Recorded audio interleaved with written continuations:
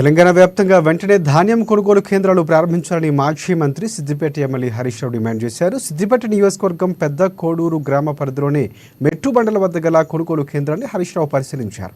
ఈ సందర్భంగా పలువురు రైతులు ఆయనతో సమస్యలు చెప్పుకున్నారు. అనంతరం జిల్లా వ్యవసాయ అధికారులతో హరీష్ రావు ఫోన్లో మాట్లాడారు. రైతులు ఎవరూ తొందరపడి తక్కువ ధరకు ధాన్యం విక్రయించొద్దని సూచించారు హరీష్ రావు. 2203 ధర ఇప్పించే బాధ్యత తమదని భరోసానిచ్చారు. ఏమంటుండ్రు 15 రోజులైనా ఇంకా కొంటలేదు. వరదలు లేవు సార్, శనిగిపోయిన పోతూనే ఉండే, గిన్ని రోజులు కోళ్ళ చెదలు పట్టి పోతూనే ఉండే. ఏం చేయమన్నా సార్, నాన్న పట్టి ఏం చేయవద్దు. తొందరపడి అమ్మకుంది. ఇప్పుడు 2203 రూపాయలు ఉంది. తింటాను ఇప్పుడు అందరూ వాళ్ళ కలెక్టర్ గిట్ట మాట్లాడతా నేను. వాళ్ళు ఎంతకు పట్టింపు లేదు. ఎందుకంటే మన కేసీఆర్ సార్ ఉండగానేమో చెప్పని గుంజినాం. వీళ్ళకేమో పట్టలేదు, బాధ్యత లేదు. చేస్తా, నేను మాట్లాడతా. మీరు ఇవాళ రేపట్లో స్పీడ్ చేయమని ఇప్పుడు కలెక్టర్కు ఆర్డీఓకి అందరికి మాట్లాడతా. 15 రోజులైందా మీరు వచ్చి?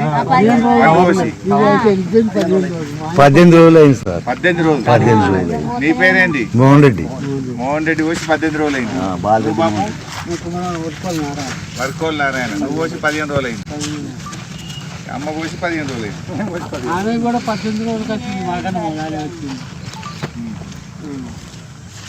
15 రోజులు అయినా ఇంకా కొట్టలేదు.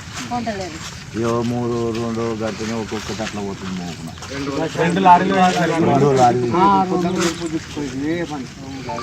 చిన్న లారీ ఏం పోతున్నావు? ఎవరమ్మా ఐకేపోళ్ళు? లారీలు పెద్ద కూడా పెద్దది. ఒక లారీ చిన్న మాకు